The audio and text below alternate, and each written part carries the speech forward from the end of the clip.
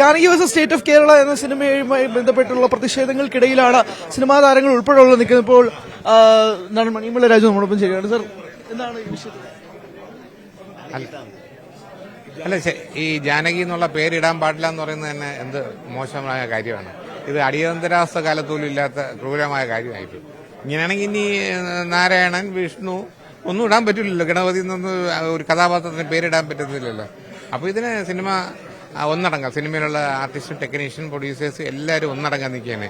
ഇങ്ങനെ ഒരു കാര്യം ഇത് അനുവദിച്ചു കഴിഞ്ഞാൽ പിന്നെ നാളെ ഇവിടെ സിനിമയോ കലാപ്രവർത്തനങ്ങളോ ഒന്നും ഉണ്ടാകത്തില്ല.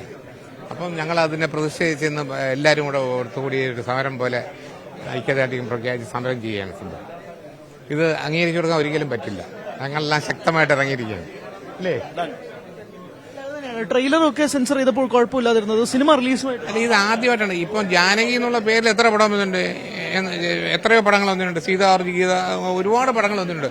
ഇപ്പൊ പെട്ടെന്ന് ആർക്കാണ് ഇങ്ങനെ ഒരു തോന്നൽ വന്നതെന്ന് നമുക്ക് മനസ്സിലാവുന്നില്ല. കാര്യം ഒരു കാര്യമില്ലാത്ത കാര്യമാണ്. ഒരു പ്രൊഡ്യൂസർ എത്രയോ കോടി രൂപ മുടക്കിയിട്ട് ഒരു പടം റിലീസ് ഫിക്സ് ചെയ്ത് പോസ്റ്റേഴ്സ് എല്ലാം അടിച്ച് ഒട്ടിച്ച്, നിങ്ങൾക്ക് അറിയാമല്ലോ ചെലവുകളൊക്കെ.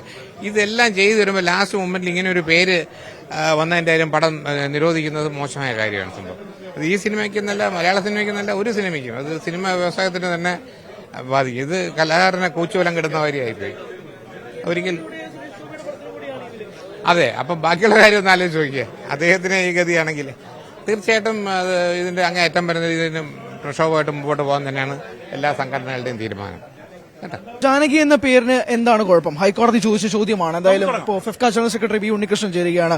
ചേട്ടാ, എന്താണ് ഇന്നത്തെ സമരത്തെ കൊണ്ട് നിങ്ങൾ ഉദ്ദേശിക്കുന്നത്? എങ്ങനെയായിരിക്കും ഇന്നത്തെ സമരം പരിപാടി? അല്ല, ഞങ്ങൾ പത്രസമ്മേളനത്തിൽ പറഞ്ഞ പ്രതിഷേധമാണിത്. ജാനകി എന്ന പേര് കൊണ്ട് മാത്രം ഒരു സിനിമയുടെ ഒരു ടൈറ്റിൽ മാറണം. ഒരു കഥാപാത്രത്തിന്റെ നാമം ജാനകി പറ്റില്ല, നാമമായി ജാനകി പറ്റില്ല എന്ന് പറയുന്ന നിലപാടിനോടുള്ള ഞങ്ങളുടെ പ്രതിഷേധമാണിത്.